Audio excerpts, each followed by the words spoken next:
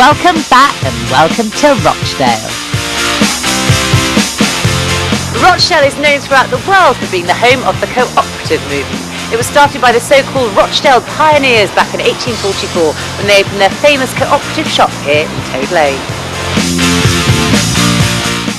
It's rumoured that during the Second World War, Rochdale wasn't bombed because Hitler was so enamoured of the stained glass in the town hall that he insisted it be left untouched so he could come along and snap at it all for himself.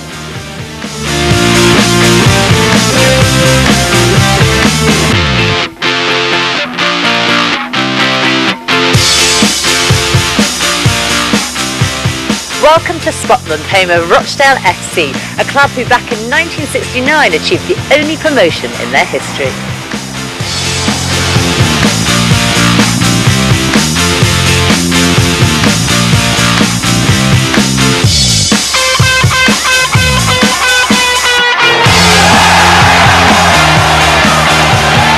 If you're travelling in by car, it's onto the M62, junction 20, and follow the Blackburn signs. Eventually you'll come to the Spotland Stadium signs and just lead you straight here. By railway from Manchester Victoria there's a link to Rochdale train station, and from there you can take a taxi, which is the easiest way, which will cost you about £5. Well, there's basically the Studs bar, which is situated under the WMG stand, which is actually the stand at the back. A nice place for a pint is a cemetery, and they do free ales and stuff like that. Food, there's plenty of food outlets around. And there's a really nice chippy just at the back on Wilbert's Lane. In 1962, Rochdale lost 4-0 to Norwich City in the League Cup final, but they still made history as Dale became the first and only 4th Division club to ever get to a major cup final. So how long have you been a Rochdale fan? Longer than I care to remember. Since I was about 3, so that's 40 years. And what happened when you were 3? Did you just wander in one day? No, my old fella brought me for the League Cup final in 1962. That was quite a momentous first game, wasn't it? I don't remember it, obviously, but yeah, it's a big game. So Dave, how long have you been a Rochdale fan? Since 1985, when my dad took me to my first match in September. It was a night match. We won 4-1 against Stockport County and went top of the league. Now some might say Rochdale is possibly one of the least successful clubs. What keeps you coming back? Rochdale's my club, it always has been. And, I think you'll see most Rochdale fans are very, very loyal. One of the major problems in this area is like the connotation is you've got Oldham, Bury, Manchester City, Manchester United just down the road, and you've got Everton, Liverpool on the other side of the Pennines, you've got Leeds.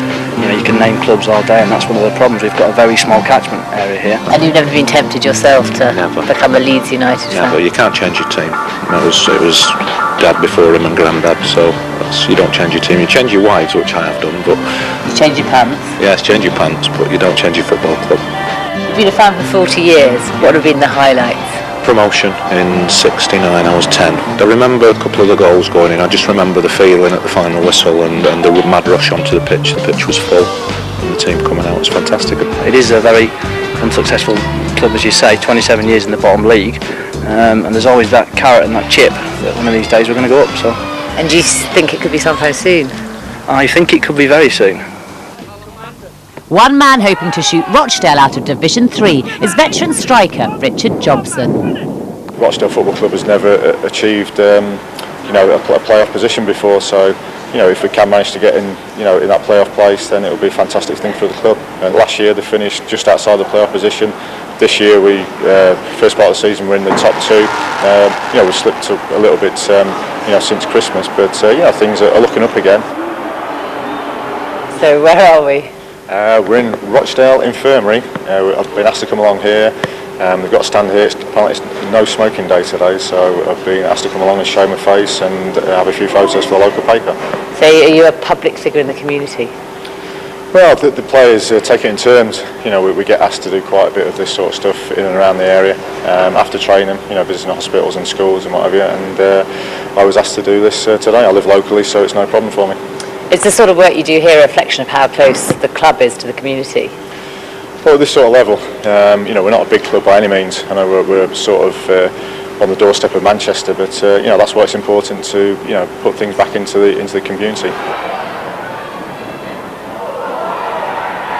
Our crowds, have gradually increased over the last year or so. If we can get out of this division, I'm sure we'll start picking up a few fans along the way, and that's what all about. It's all about getting out into the community, getting into the schools, and getting those fans on our side from an early age. Rochdale holds a league record for the highest number of debutants to ever play in a first-class game.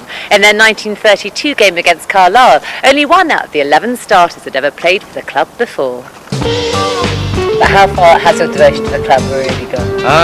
Well, I've got a little boy called Dale, which I got away with because my wife thought it was a nice name, and I said, I don't care if it's a boy who's been called Dale, if it's a girl, that's your choice. And she said, that's a nice name, and then twigged about an hour later, but by then it was too late. What do you think the average Rochdale fan hopes for his side? One word, the big P word, promotion. That's all we want promotion. Last season against Plymouth, when we needed a point or 3 even to get in the playoffs, and I think we all knew that we would need 3 points, and it was 0-0 going into the final 10 minutes, and literally Rochdale was throwing the kitchen sink at Plymouth to get this goal, and we drew 0-0, and I think honestly say it's the first time I've seen grown men cry watching Rochdale. There's a lot of unhappy people that day, but it just makes you more determined to come back. I mean, realistically, a club like Rochdale probably wouldn't survive in the first division. I think we could get to the second division, but we don't have big enough gates, in my opinion, to survive in the first division, so I'm afraid it's cup glory in the second division. That's it from Rochdale, but never fear, because Webbo is just down the road. Welcome to Bury, a town 10 miles north of Manchester and